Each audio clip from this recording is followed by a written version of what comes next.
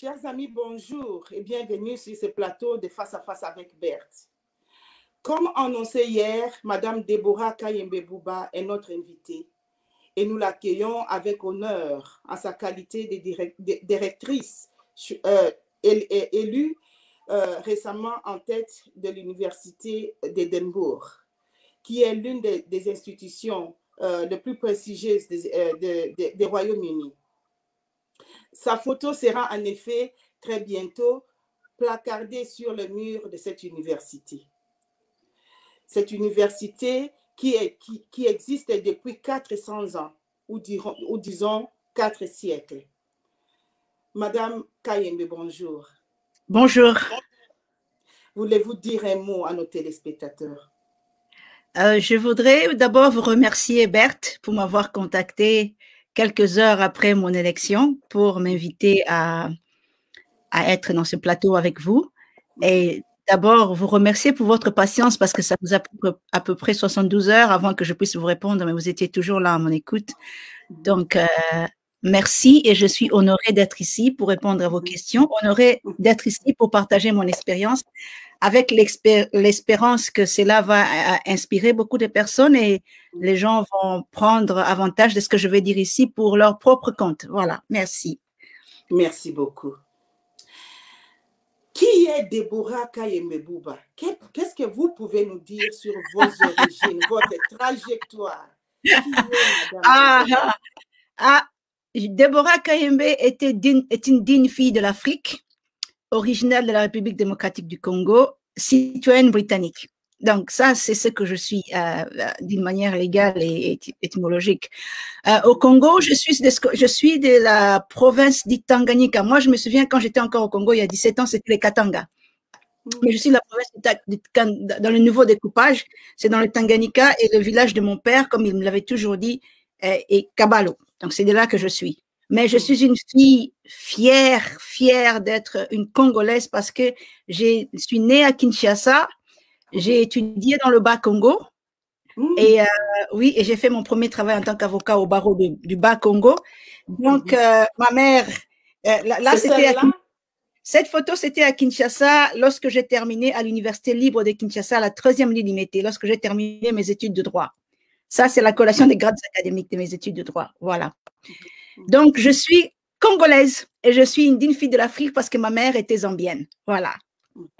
Ah, d'accord. Donc, vous êtes congolaise, vous n'êtes pas vous êtes congolaise et vous êtes africaine sans trop de tralala. Voilà. Et je suis vraiment africaine parce que mes ancêtres maternels, c'était des immigrés namibiens qui ont émigré en Zambie. Et ma mère est née en Zambie. Elle a passé toute sa jeunesse en Zambie. C'est lorsqu'elle vient visiter le Congo qu'elle raconte mon père. C'est en ce moment-là qu'elle épouse mon père. Donc, je me considère vraiment comme étant une véritable africaine. Mais mon sang, c'est à la République démocratique du Congo et mon éducation, c'est tous les pays. C'est tout le monde qui est impliqué. Voilà. Merci beaucoup. J'ai ici une image de vous en tant qu'avocate, j'imagine, au Congo. Qu'est-ce qui a fait en sorte que vous qui aviez déjà un poste, un travail au Congo, quittiez votre Congo natal pour la Grande-Bretagne? Ok, la photo que vous venez de nous montrer là, c'est moi au barreau de Matadi avec ce qu'on appelle un caïman, c'est mon maître de stage. Là c'était le jour où j'avais terminé mon stage et c'était des photos souvenirs qu'on a prises. J'étais activiste de droits de l'homme. Et pour référence, je crois que vous avez entendu parler de Tchébéa, qui était mon collaborateur de travail dans le domaine des droits de l'homme. Et récemment, Maître Mouila Kayembe, qui est décédé. Nous avons tous travaillé, milité ensemble pour le droit de l'homme. Ils étaient mes aînés. Moi, j'étais très jeune. Nous avons travaillé ensemble pendant toutes ces années, mais quand il était temps pour moi de quitter, j'ai quitté pour des raisons de sécurité et je me suis installée au Royaume-Uni. Ah, d'accord. Et une fois arrivé au Royaume-Uni, comment cela s'est passé pour vous? Nous savons que vous vivez en Écosse. Comment est-ce que ça s'est passé là-bas? Je suis arrivée, j'ai atterri à Londres. Oui, allez-y. Non, j'allais tout simplement dire que vous êtes habitué facilement, vous êtes arrivé. Oh non, ce n'était pas facile parce que d'abord, je suis arrivée avec mon époux et les enfants nous vivons une vie très difficile pendant les années d'asile, comme pour ceux qui ont traversé le système d'asile britannique, qui est un système très, très difficile. Et au bout de 2 ans, j'obtiens la résidence permanente au Royaume-Uni et je divorce mon mari. On se sépare. C'est comme si on a souffert ensemble, on ne veut plus continuer le bonheur ensemble, on se sépare. C'était des années les plus sombres de ma vie, les années les plus noires de ma vie. Il a fallu que je puisse avoir la foi en Dieu et me souvenir de ses promesses qu'il m'a données en tant que jeune fille et croire que ma vie allait continuer parce que c'était un divorce très difficile. Alors, au moment où j'ai le droit de résider au Royaume-Uni, je suis avocate et j'ai l'intention de travailler en tant qu'avocat. Mais je viens d'un pays francophone. Alors, je demande la permission au barreau de Londres si je pouvais travailler en tant qu'avocat. Ils rejettent mon application. Mais ils me disent ceci, votre qualification équivaut à 1, 2 et S en Écosse. C'est là qu'en lisant la lettre que j'ai reçue, cette petite phrase-là était la transformation de ma vie. Mais à ce temps-là, c'était, alors essayons en Écosse. Essayons peut-être en Écosse. Tout à fait. J'ai introduit mon dossier en Écosse et immédiatement, 4 semaines après, le barreau d'Édimbourg accepte ma candidature et m'exige d'habiter à Édimbourg. Je ne peux pas suivre la formation aussi longtemps que je suis en Angleterre, je dois habiter en Écosse. C'est une aventure qui a fait peur. Pas de choix. Mais pour moi, c'était un nouveau départ parce que d'abord, j'avais toujours ce problème des abus avec mon ex-mari, lui avec qui on est déjà séparés, il cherche à contrôler, il cherche. Alors, je dis non. Ça, c'est un nouveau départ pour moi. Je ne sais pas là où je vais, mais je prends mes tout petits, avec tout ce qui m'était resté avec mon divorce. Je prends un taxi, je prends un camion, nous allons en Écosse. Alors, pour le chemin à la frontière entre l'Angleterre, il y a un grand pancarte là. C'est écrit « Soyez la bienvenue en Écosse, les pays des braves ». Alors, je descends de la voiture avec ma petite fille qui me pose la question. « Maman, ça c'est quoi? Qu'est-ce qu'ils disent là-bas ?» Je dis « Soyez la bienvenue en Écosse, les pays des braves ». Et je dis « Je suis une brave. Allons-y, allons-y, allons-y ». Alors, on arrive en Écosse en 2011. Alors, lorsqu'on arrive en Écosse en décembre 2011, le temps de s'adapter, de comprendre l'environnement écossais, j'ai fait un travail en tant qu'interprète pour essayer d'avoir l'argent, nourrir mes enfants avec dignité, parce que ça payait très, très bien. Et je suis parmi les premiers interprètes Swahili Lingala en Écosse, en ces temps-là. Tout le monde me donne du travail, tout le monde veut travailler avec moi. Donc, je n'ai plus de souci d'argent. Mais mon souci le plus important, c'est d'être en mesure de pratiquer en tant qu'avocat, continuer mon travail de la lutte pour le droit de l'homme parce que j'ai vu des abus quand je suis arrivée, j'ai vu l'injustice qui existait dans le système d'immigration, j'ai vu les racismes et je voudrais crier oh que je ne veux plus voir ça parce que je viens de quitter un pays à cause des injustices et je ne veux pas embrasser notre injustice ici. C'est en ce moment-là que je vais rejoindre le Scottish Refugee Council. C'est que vous, on appelle en Angleterre Refugee Council, mais en Écosse, c'est Scottish British Refugee Council. Voilà, mais chez nous, c'est Scottish Refugee Council. Alors, c'est là que je vais aller, je vais leur dire, écoutez, je suis venue vous raconter mon histoire en tant que réfugiée. Parce que j'étais sûre qu'ils n'avaient jamais trouvé une réfugiée aussi intelligente, aussi talentueuse que moi. Alors, ils ont dit, parle, dis-nous ton histoire. Je leur raconte mon histoire du Congo jusqu'à ce que je suis arrivée là où ils étaient. Ils m'ont dit, on te recycle en tant que volontaire ici. Reste avec nous, tu vas commencer à raconter ton histoire à toutes les communautés ici en Écosse qui ne savent pas ce que c'est un réfugié. Alors, ma réputation va rapidement. L'année d'après, c'est le 30e anniversaire de l'existence du Scottish Refugee Council. Il m'invite à faire un discours au Parlement, devant les parlements. C'est lorsque je fais ce discours, toutes les organisations de droits de l'homme qui existent commencent à me découvrir. Je suis invitée à chaque réunion, à chaque table, à chaque discussion. Alors, l'année d'après encore, on m'invite à m'asseoir en tant que membre du conseil d'administration du Scottish Refugee Council, parmi les premiers réfugiés à s'asseoir dans ce conseil d'administration. Alors, j'y vais, je m'assois. Pendant 2 ans. Non, pas encore, on n'est pas encore là.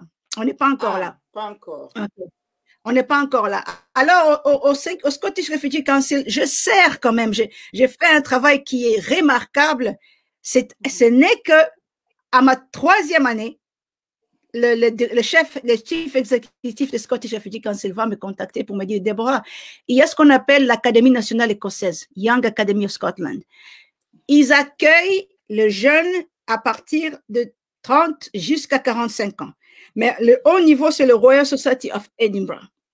Alors, le Royal Society of Edinburgh, ils ont comme parrain les ducs d'Édimbourg, Prince William, tous ces grands noms au monde qui existent, le roi. Mais on voudrait te recruter pour la catégorie junior.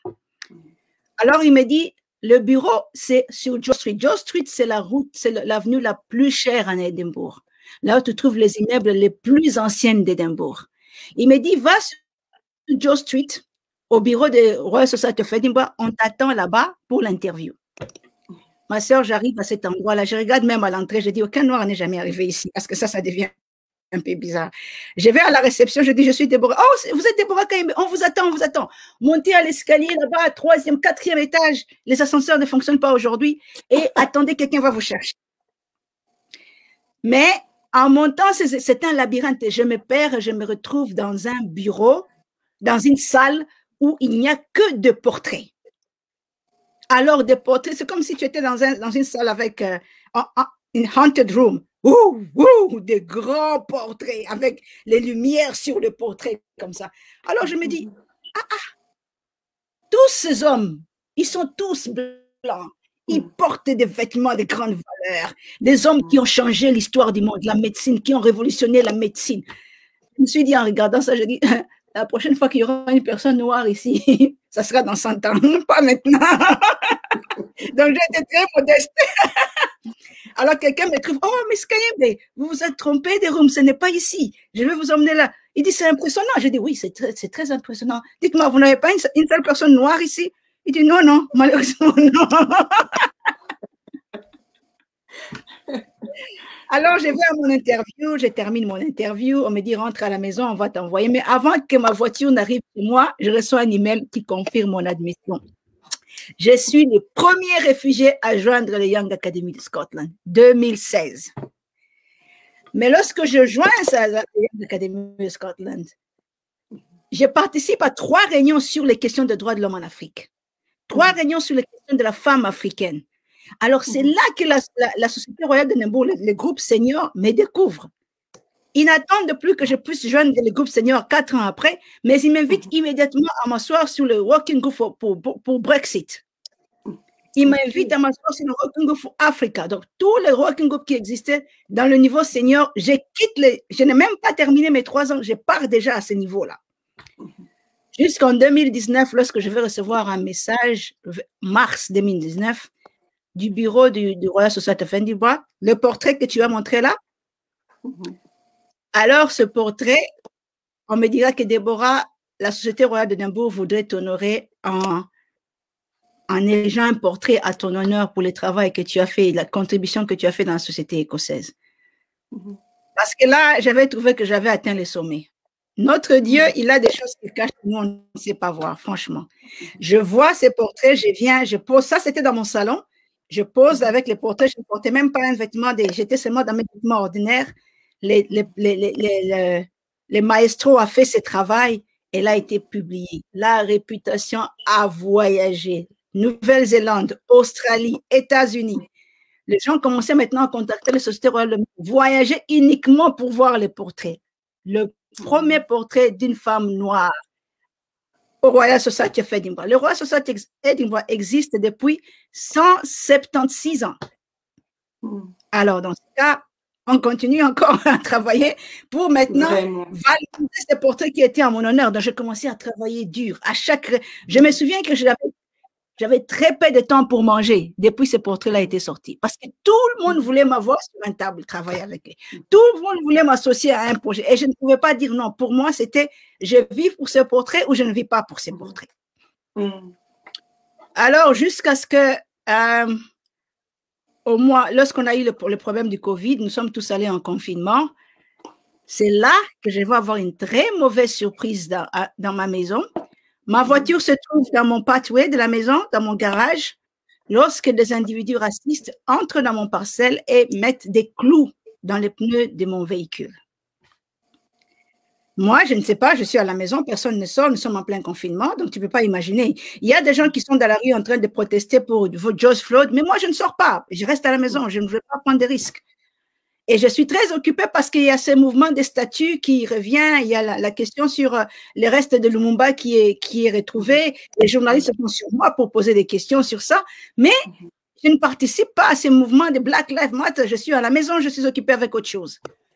Lorsque ce matin-là du 24 juillet, je sors de chez moi, je monte dans la voiture, je vais au supermarché et en chemin, la voiture bascule. Je dis, what? Je descends de la voiture, je regarde, tous les deux pneus sont flats. Je dis, mais quand est-ce que ces pneus sont devenus flats?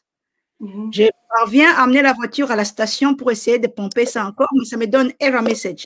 J'ai dit, non, il y a un problème ici. C'est lorsque je regarde de près, je vois que mon véhicule a été bombardé avec des clous. Les pneus ont été bombardés avec des clous. Je dis, après tout ce que j'ai fait pour ce pays, après toutes les contributions que je fais pour ce pays, c'est comme ça que ces gens me remercient. Alors, c'est là que je vais aller faire un point de presse.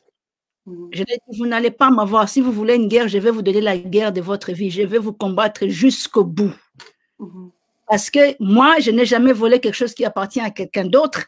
Ce que j'ai fait, je l'ai mérité, je l'ai gagné. Je gagne bien mon argent, j'achète des véhicules qui sont très chers. Si vous avez un problème avec ça, regardez vous-même. Il ne faut pas venir détruire mes biens parce que je travaille bien, que je gagne ma vie proprement. Attention. Et c'est devenu une réaction nationale parce que les gens étaient... Comment quelqu'un qui contribue positivement dans la vie de l'Écosse puisse être traité de cette manière. Et c'est là maintenant que je crée le Freedom Work Campaign, la campagne Freedom Work, qui a fait que la réputation est allée au-delà. Partout, tout le monde commençait à réagir. Et partout, à Kinshasa, au Guatemala, au Gabon, au Nigeria, il y a eu les amis de Déborah, les mouvements Les Amis de Déborah. Des gens qui me soutiennent dans ce que je suis en train de faire. Et alors, à ce moment-là, ma fille a un autre accident à l'école. Son professeur à l'école lui demande de faire la danse des esclaves, d'exhiber la danse des esclaves. Ma fille vient à la maison, maman, tu sais ce qu'on m'a fait aujourd'hui? On m'a humiliée devant tout le monde, on m'a demandé d'exhiber la danse des esclaves. Je dis quoi? Est-ce que ton professeur sait qui je suis? Alors j'appelle la presse. J'informe la presse de la situation et j'ai fait une pétition pour introduire des cours antiracistes dans l'éducation écossaise au Parlement. Alors l'histoire va partout, le pays est en ébullition, l'Écosse bouge parce qu'il y a une pétition qui prouve qu'il y a du racisme en pleine classe. Et c'est racisme qui fait que beaucoup des enfants noirs ne veulent plus continuer leur études parce qu'il n'y a pas de moyens de protéger ces enfants en pleine classe. Sur la pétition continue, tout le monde attendait qu'une fois que j'introduis ça, on va fermer ça. Non, non, non, non. J'ai introduit la première partie. Le Parlement prend ça et questionne le gouvernement. Tout le monde dit, what? Ce n'est pas fermé. Oh non, ce n'est pas fermé. Questionnez le gouvernement. Le gouvernement répond, je réponds. Le comité de pétition retourne, questionne le gouvernement encore. Les gens commencent à comprendre que non, cette fille fait des choses très sérieuses parce qu'on n'a jamais vu ça. C'est alors qu'au mois de novembre, j'étais toujours dans ma maison lorsque je reçois un coup de fil des représentants des étudiants et staff de l'Université d'Édimbourg qui me disent que nous voulons que tu puisses être notre prochain recteur. Je t'assure, quand je lis cet email-là, je suis allée sur Internet. J'ai vérifié d'abord qui sont les recteurs de l'Université d'Édimbourg dans le passé. Il y a Churchill, OK? Il y a Tony Blair, OK? Il y a Gordon Brown, OK? Et puis, il y a Boris Johnson en 2019, il a essayé, mais il a échoué. J'ai dit, OK, ces gens sont en train de chercher des problèmes ici. Ou sinon, ils veulent me taire pour toujours. J'ai dit à la personne qui m'a contacté, j'ai dit, écoute, dis-leur que je voudrais parler avec eux face à face, qu'ils me disent exactement pourquoi ils m'ont choisi moi. Je vais à cette réunion, je leur pose la question, why me? Why me? So many people in this country, why me? Et ils me disent, non, nous sommes vraiment touchés par le travail antiraciste que tu as emmené dans ces pays. Il a bougé les fondements de l'éducation. Et nous voulons que tu puisses faire le même travail dans l'université. Parce que ce que moi j'avais fait, c'était pour l'école primaire et les secondaires. On voudrait que tu puisses faire ça aussi avec l'université. Et faire ça universel, les blancs contre les noirs contre les blancs, partout dans le monde, antiraciste. L'université d'Édimbourg peut faire ça parce que c'est la plus grande association sans but lucratif en Écosse, et c'est la 8e en Europe, et c'est la 20e la plus prestigieuse au monde. Je leur ai dit, OK, laissez-moi d'abord digérer le fait que je peux être le prochain recteur. Parce que déjà, c'est difficile de digérer que j'ai été choisi, mais laissez-moi digérer que je peux être le prochain recteur de l'université. Alors, j'ai gardé le secret pendant 2 mois, jusqu'au mois de janvier. Ceux qui m'ont nominé ne comprenaient plus. Ils ont dit, mais pourquoi on n'annonce pas ça à tout le monde? J'ai dit, moi-même, je dois digérer le fait que je serai recteur. Alors, à la fin du mois de janvier, je les appelle vers le 26 janvier. J'ai dit, les amis, finalement, on peut commencer cette campagne. Oui, nous sommes prêts, nous sommes prêts. J'ai une équipe de femmes françaises, italiennes, grecques, 3 écossaises, une équipe de 5 personnes, 2 anciens recteurs qui viennent aussi soutenir. Ils disent, nous sommes prêts à nous battre contre les racistes parce que toi, tu dois nous apporter un agenda antiraciste à l'université d'Édimbourg. Alors, la date limite de dépôt de candidature, c'était le 1er février à 12 heures. Alors, le vendredi, le 31 janvier, moi et mes amis, l'équipe, on s'est dit, bon, nous sommes prêts. Nous allons introduire notre candidature le 1er à 10 heures du matin. Et comme ça, on nous dira s'il y a des candidats. Parce que jusque-là, on n'a pas encore entendu parler d'un autre candidat. Mais toute l'université ici, ils sont en train de vérifier ton profil. Donc, on verra qu'est-ce qui va se passer. Il est midi, il est le 1er février, 12h30. On reçoit un message de l'officier qui est en train de superviser les élections, disant que je suis unique candidat valide pour les élections et que parce qu'il n'y aura plus un autre candidat accepté, donc il sera prêt dans les prochains jours à me déclarer prochain recteur de l'Université d'Édimbourg. Et il a dit, je vais attendre jusqu'à jeudi parce qu'il y a une procédure qui doit être faite et je vais vous dire. Mardi après-midi, je vois la notification officielle. Mes sincères félicitations, vous êtes le prochain recteur de l'Université d'Édimbourg. Voilà. Alors là, on revient à mes questions puisque là, je suis étourdie. Je n'arrive plus à vous poser mes questions telles que j'avais prévu. Je vous ai laissé parler. Alors, ces jours-là, comment avez-vous accueilli la nouvelle? Il était 16h30 lorsque l'email est arrivé. J'ai couru dans la chambre de mes enfants.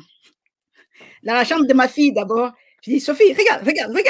Elle regarde. Ah oui, tu es recteur, maman, bravo.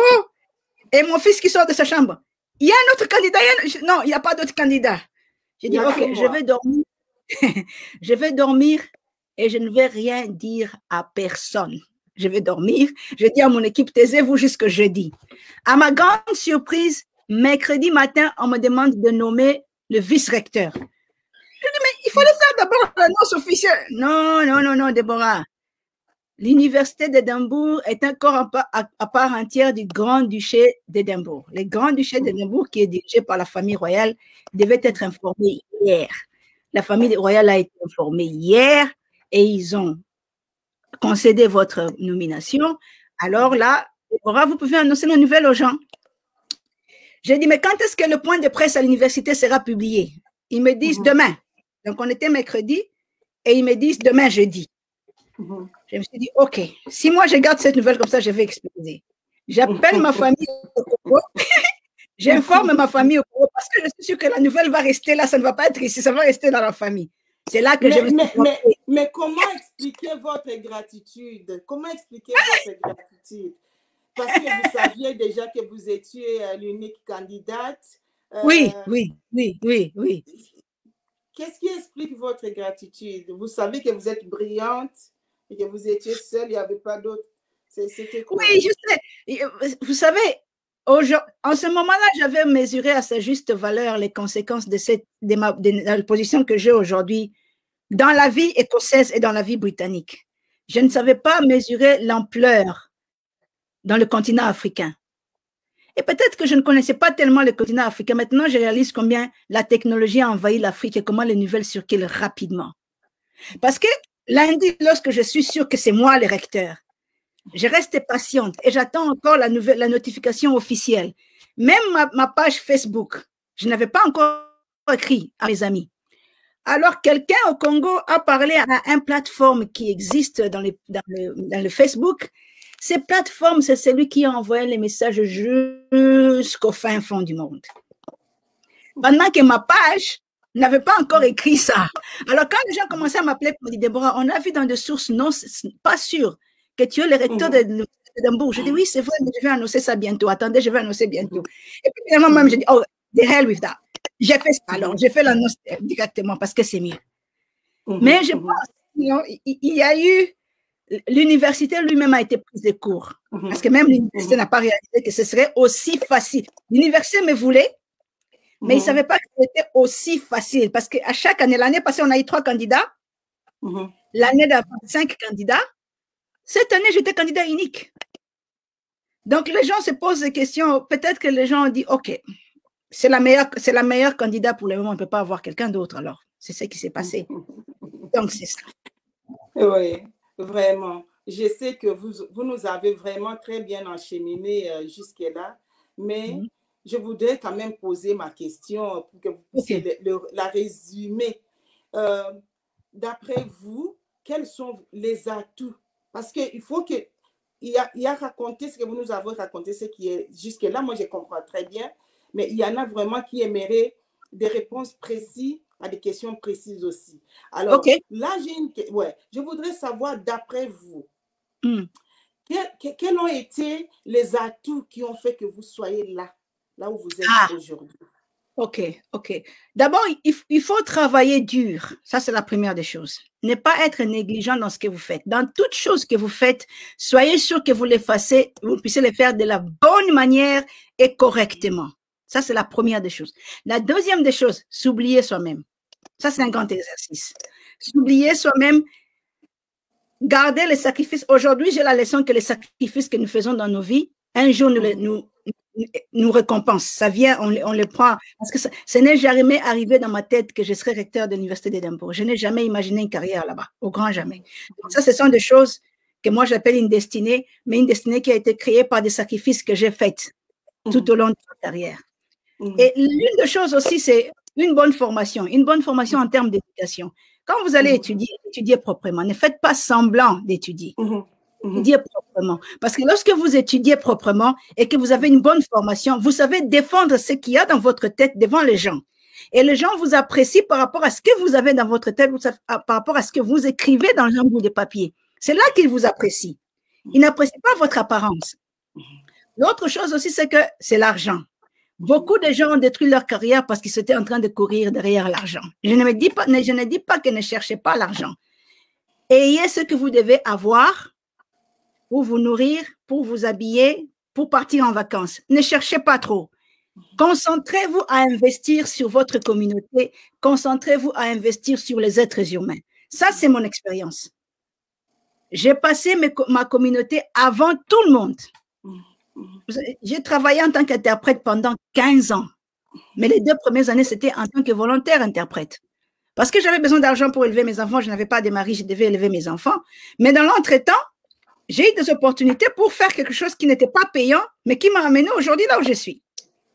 Voilà. Justement, ça nous amène à ma prochaine question qui est, vous êtes avocate de formation et de profession. Et de surcroît, militante politique.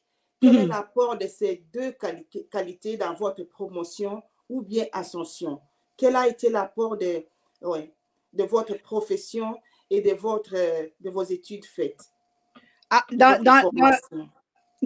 Surtout dans mon... Parce que la position de recteur à l'Université d'Édimbourg est très différente de ce que vous avez à travers le monde. Les gens m'appellent professeur, docteur. Je ne suis pas professeur, je ne suis pas docteur. La profession à Édimbourg, le rôle du recteur à Édimbourg est purement politique. Regardez l'exemple de tous ceux qui sont passés là-bas en tant que recteur. Ils ont fini par devenir Premier ministre. C'est purement politique. Ça, c'est de 1. L'apport que moi, j'apporte avec mes capacités, c'est mon travail de défenseur des droits de l'homme. Parce que là, je serai prêt à défendre les intérêts des étudiants et des travailleurs. Donc, je suis élu par les syndicats m'ont choisi pour représenter les intérêts des étudiants et des staffs contre un grand système qui existe là et qui exploite les gens. Donc, ça, c'est très différent.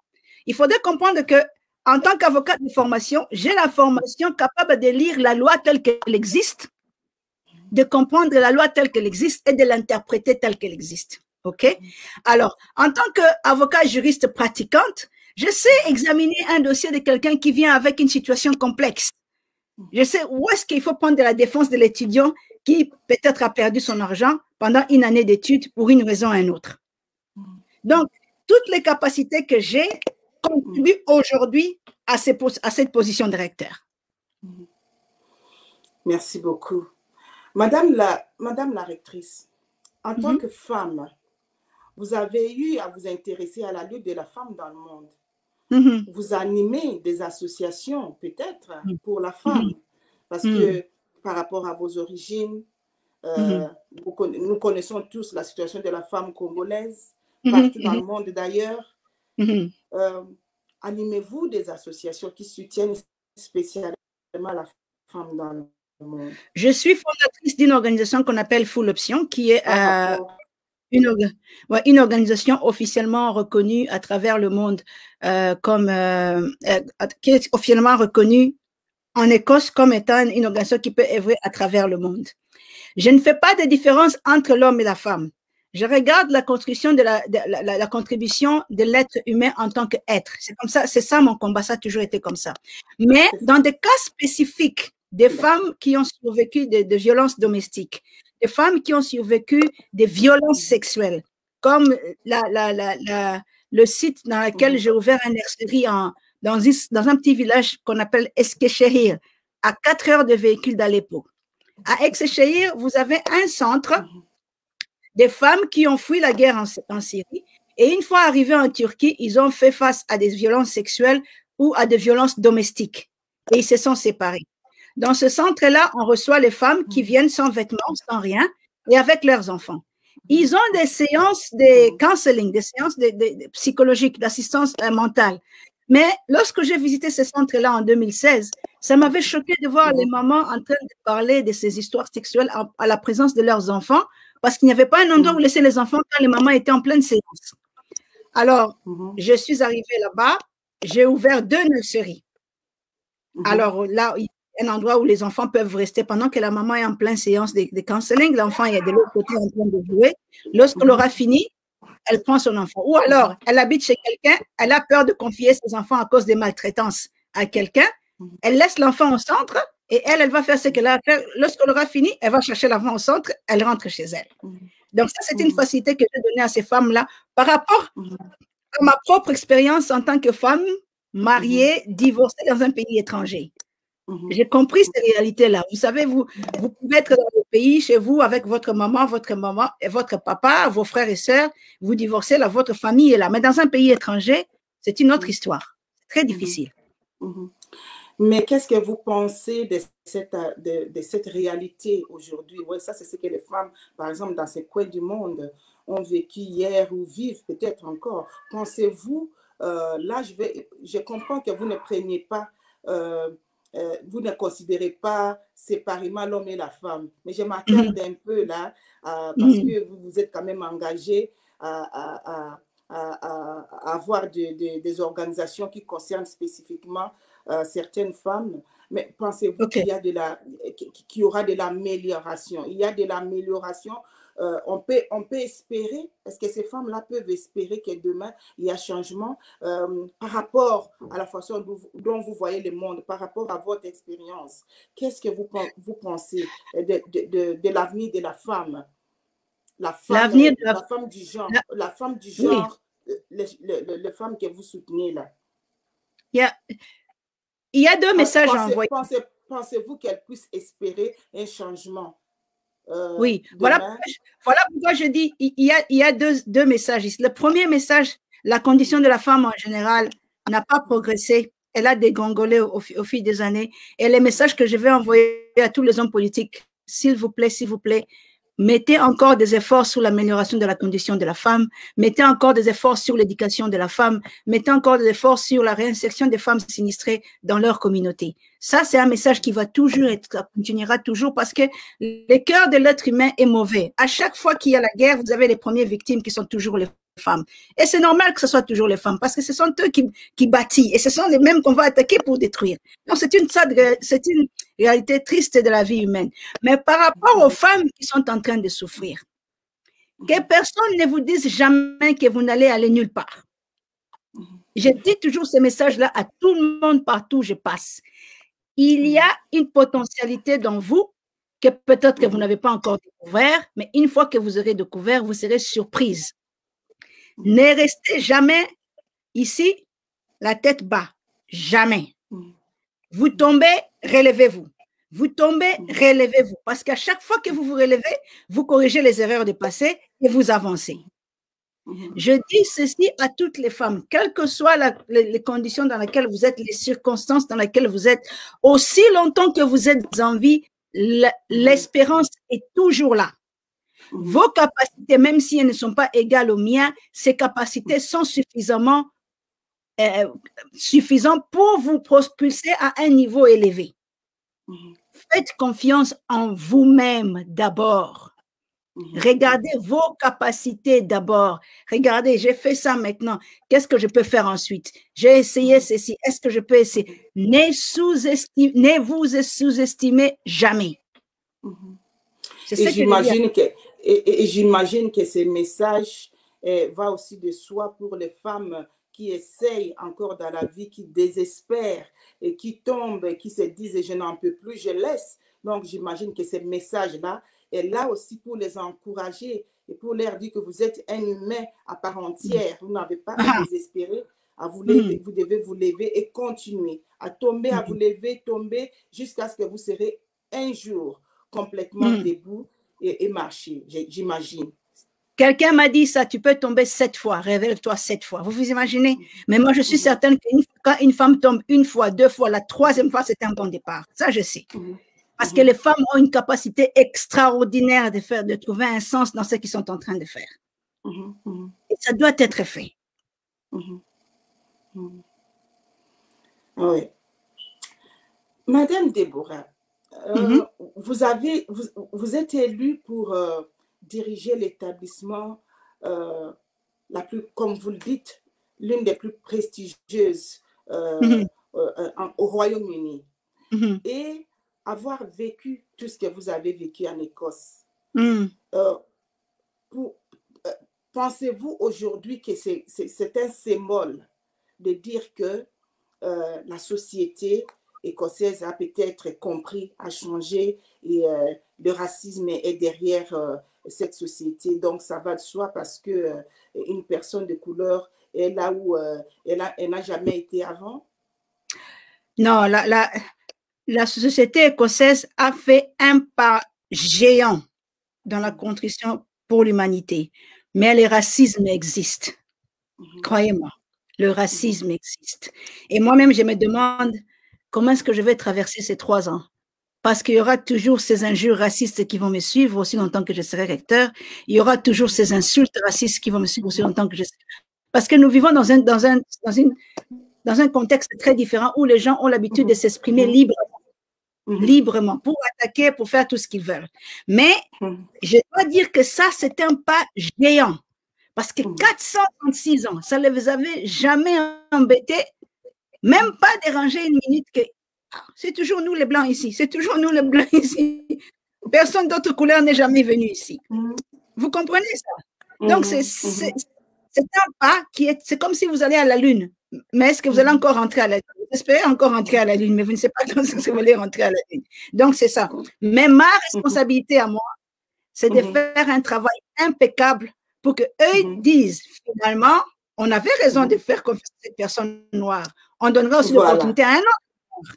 Donc, c'est ça ma responsabilité. Pour Tout moi, à fait. Donc, vous rentrez un peu dans ma question suivante qui constituait à savoir, je sais que vous l'avez mentionné avant, que vous comptez rénover un peu comment dire, les structures au sein de l'établissement pour pouvoir un peu ramener toutes les communautés ensemble, toutes les races ensemble et que tout le monde puisse cohabiter ensemble, j'imagine.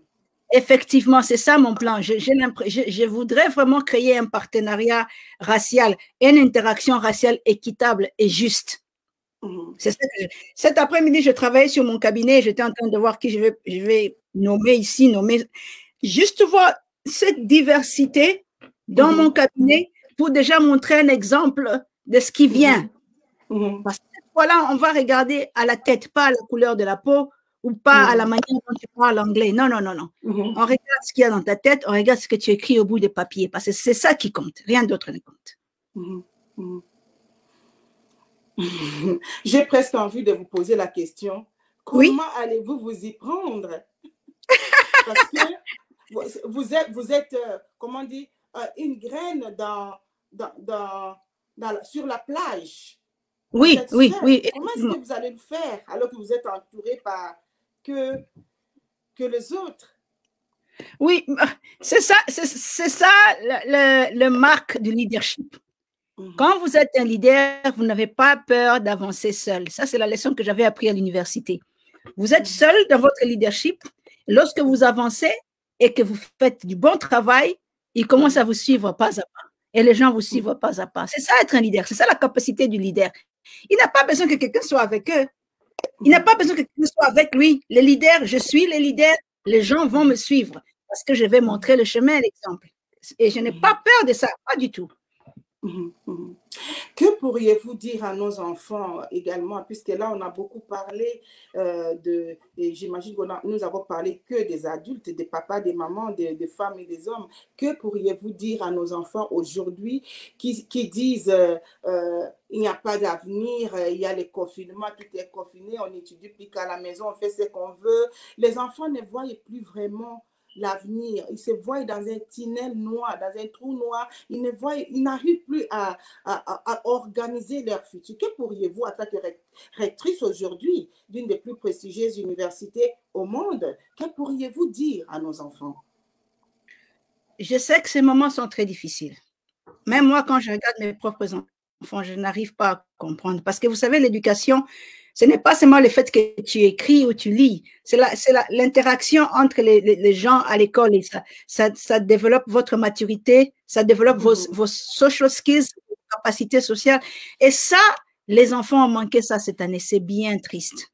Mais il y a une chose que j'ai appris en tant qu'enfant.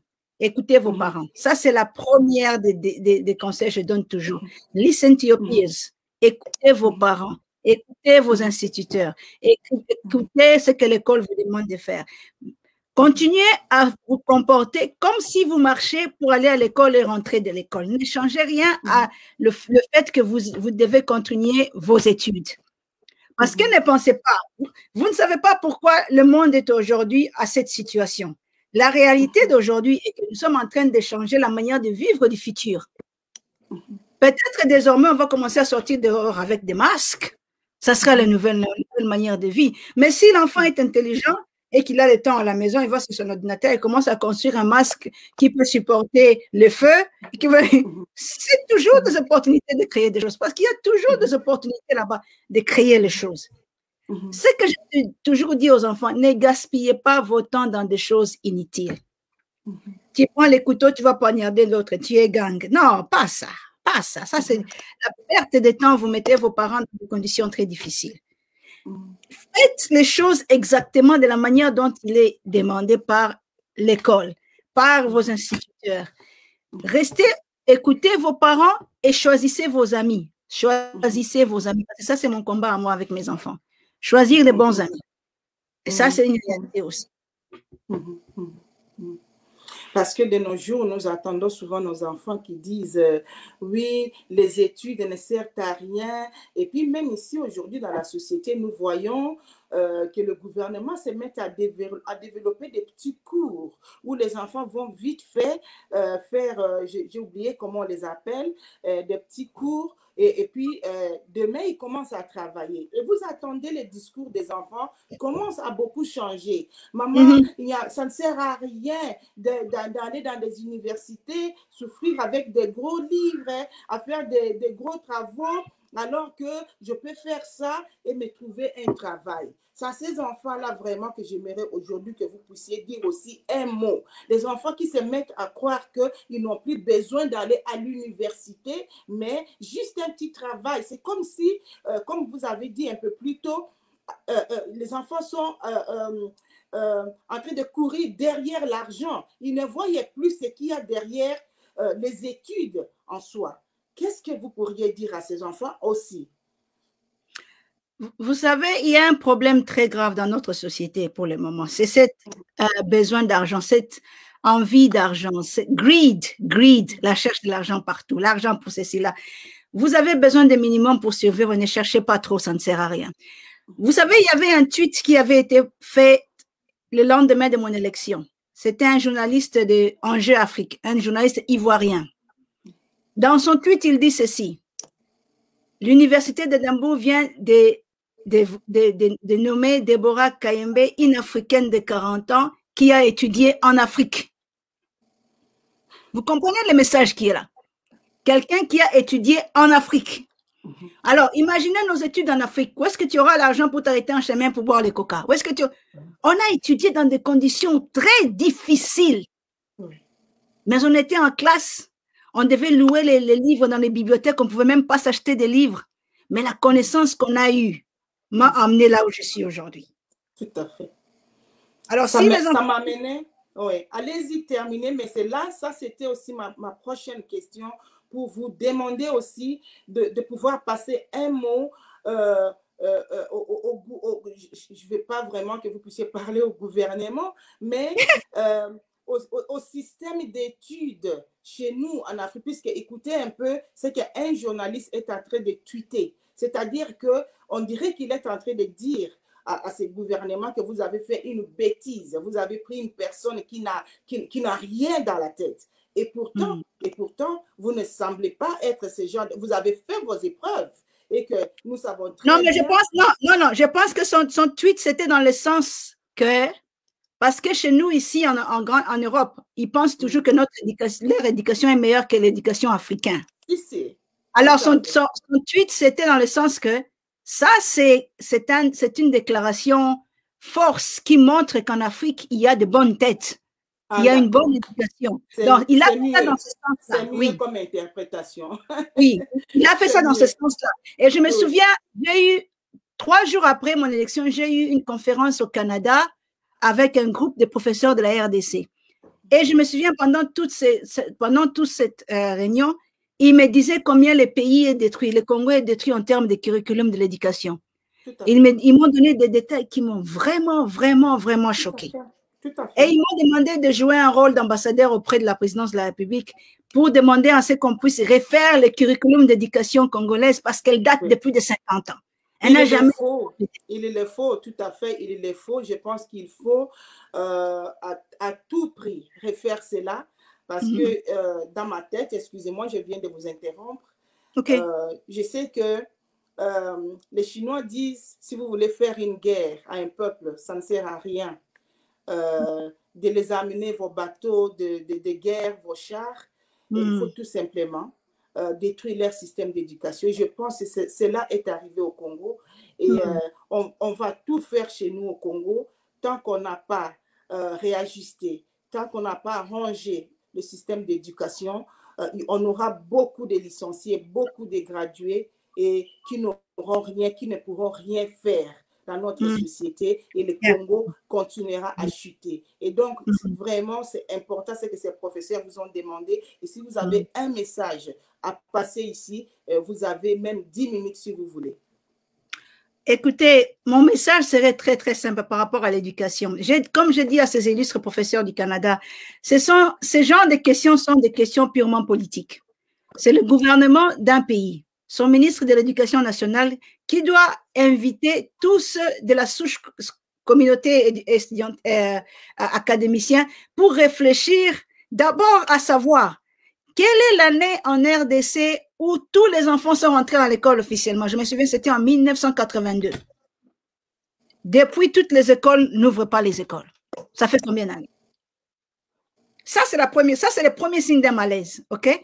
Je me souviens, c'est en 1982 où tout le monde, le 3 septembre, est rentré à l'école normalement. Après ça, c'était cette partie ne rentre pas, au Kivu, il ne rentre pas, ici, il ne rentre pas, ici. Donc, il y a d'abord le fait que nos enfants qui doivent aller à l'école ne vont plus à l'école à 100%. Et puis, il y a le fait que les professeurs ne sont pas formés. Ils vendent les diplômes. La corruption. Donc, toutes ces choses contribuent à la décadence de l'âme d'une nation. Parce que quand il n'y a pas d'éducation, vous êtes fini. Je vais vous dire, par exemple, l'Université d'Édimbourg avait eu tous ces professeurs-là, à chaque fois qu'ils avaient des rapports internationaux, des contacts internationaux, ils devaient payer un interprète. Maintenant, ils ne vont plus payer un interprète, ils vont garder l'argent. Parce qu'ils ont quelqu'un qui parle plusieurs langues et qui n'aura plus besoin de communiquer avec des interprètes dans différentes langues. Donc, vous comprenez ces choses. L'éducation est la base d'une nation. Et le Congo doit comprendre que nous avons des têtes de gens très intelligents, mais les femmes surtout du Congo, ils doivent éduquer leurs enfants à partir de la maison, à être honnêtes dans ce qu'ils sont en train de faire. L'honnêteté que nos mères nous enseignent à bas âge, c'est ça qui conduit nos pas dans notre futur. Partout où nous allons, nous nous souvenons de ce que nos mères nous ont dit à partir de la maison et nous suivons ça. Le gouvernement du Congo doit prendre une décision politique, il ne doit pas attendre. Il doit revoir tout son curriculum, mais aussi il doit revoir toutes ses écoles et voir comment est-ce qu'il faudrait peut-être réduire les capacités. Il y a maintenant des petites écoles au coin de la rue, des petites écoles. Tout ça à cause de l'argent. Essayez de trouver, mettre un système national d'éducation qui fonctionne normalement. C'est ça l'objectif maintenant à voir. Merci beaucoup. Mais vous venez de dire quelque chose qui m'interpelle. Vous venez de parler de l'éducation de base des enfants à la maison, l'éducation que les parents doivent donner à leurs enfants. Voulez-vous dire quelque chose sur la parité entre nos garçons, l'éducation sur nos garçons et nos filles, surtout chez nous? Je pense que dans la société congolaise, il y a beaucoup de choses qu'il faut corriger, sincèrement. Vous avez toujours cette tendance à faire que les filles sont inférieures aux garçons. Et moi, je dois dire que j'ai été bénie d'avoir été dans une famille où on nous a tous donné les mêmes opportunités. Notre père ne choisissait pas. Il avait les moyens, il a payé nos études pour tout le monde. C'était à nous, les enfants, d'être sérieux avec notre éducation, de ne pas être sérieux avec notre éducation. Ça, c'est la responsabilité de l'enfant. Mais la responsabilité des parents aussi, s'il vous plaît. Papa, maman, arrêtez de privilégier les garçons au-delà des filles. Ne faites pas ça. Aujourd'hui, le monde a montré comment est-ce que les femmes sont capables de diriger le monde. Vous avez Angela Merkel. Est-ce que l'Allemagne n'est pas un pays qui brille? OK? Vous avez notre reine d'Angleterre. Est-ce que la Grande-Bretagne n'est pas un pays qui brille? Aujourd'hui, vous avez Kamala Harris, qui est le premier vice-président américain. Les femmes peuvent contribuer si vous leur donnez les opportunités, si vous leur donnez les mêmes éducations. C'est pour ça que je dis, je refuse toujours de voir les femmes et les hommes, parce que je vois l'être humain. Ça, c'est mon exercice. Je vois l'être humain. Je vois ce qu'il y a dans sa tête, je vois ce qu'il y a dans son cœur. C'est ça qui compte pour moi. Effectivement. En tout cas, nous arrivons à la fin de cette entrevue. Je ne sais pas si vous avez un mot à dire en guise de conclusion. Vous avez la parole. D'abord, Berthe, je voudrais te remercier, toi, d'avoir été très, très patiente avec moi, d'avoir insisté à m'avoir dans ton programme ce soir. Vraiment, j'encourage tous les compatriotes congolais de suivre cette chaîne d'une personne qui s'est dédiée entièrement à circuler la bonne information à nos communautés ici en Grande-Bretagne et à travers la Grande-Bretagne. Je te souhaite vraiment beaucoup de succès dans ton programme dans les jours qui viennent. Je t'ai béni, je te partage un peu de ma bénédiction, comme ça. Mais l'autre message au peuple congolais, c'est vraiment mes frères congolais. Cette histoire de tribalisme qui a pris place dans les plateformes après mon élection, je n'ai pas aimé ça. Je l'ai dit et je le répète à vous tous, vous êtes mes frères congolais et je suis congolais, je ne veux pas rentrer dans les détails et ça suffit. Nous avons un grand combat en tant que personne à la peau noire. Notre peau ici, elle continue à être combattue à tout prix parce qu'ils voient la lumière que nous avons, ils voient les capacités que nous avons. Soyons solidaires et mettons la cause de l'homme noir à l'avant. mais aimez aussi nos frères blancs, parce que si vous les aimez, ils vont apprendre à nous connaître, ils vont apprendre à nous aimer, ils vont découvrir les bons côtés de nous, comme nous avons découvert les bons côtés d'eux, parce qu'ils nous ont laissé entrer dans leur surface et nous avons appris beaucoup de choses auprès d'eux. Si aujourd'hui je suis debout comme ça, ce sont les blancs que j'ai rencontrés dans mon chemin qui m'ont encadré. Ils m'ont dit, Déborah, ne fais pas ça, fais ça. Ne paye pas ça, c'est du gaspillage. Fais ça. Ne fais pas. Ils m'ont encadré. Leur encadrement m'a donné la force d'avancer. Mais quel est ce beau pays que nous avons? Chaque jour, je dors. Je me souviens quand j'étais enfant, j'étais en train de courir dans la forêt. Et si je me perds, il y a quelqu'un qui va me tenir à la main et dit, ta famille, c'est où? Il va m'accompagner jusque chez moi sans me faire aucun mal. Je me souviens de ces fabuleux Congo. Un pays hospitalier où on ne pose jamais la question à quelqu'un, tu viens d'où? On te dit, sois la bienvenue. C'est l'un des pays qui a le cœur de l'être humain et qui brille malgré tout ce qui se passe, malgré même si les gens viennent voler, ils viennent voler 10 000 coltans ou 10 000 diamants. Le lendemain matin, Dieu met 100 000 diamants. Oh my God.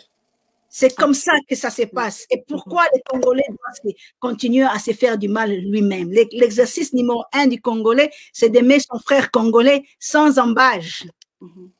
Et l'exercice numéro 2, c'est d'aimer son pays et de donner le meilleur pour son pays. Si moi, j'ai fait l'exercice de donner le meilleur pour l'Écosse qui n'est pas mon pays, imaginez les jours que je serai au Congo, ce que je vais faire. C'est ça l'exercice de la vie. Que Dieu bénisse le Congo. Que Dieu bénisse l'Afrique, que Dieu bénisse l'Écosse, que Dieu bénisse Édimbourg et que Dieu te bénisse, Marthe. Merci beaucoup, Berthe. Que Dieu te bénisse. Merci. Merci beaucoup, vraiment. En tout cas, Madame Déborah Kayembe Bouba, rectrice de l'Université d'Édimbourg, récemment élue, merci de nous avoir fait l'honneur de répondre à notre invitation. Merci à vous. Vous êtes une fierté. Merci. À très bientôt. Merci beaucoup. À très bientôt. Au revoir. Au revoir.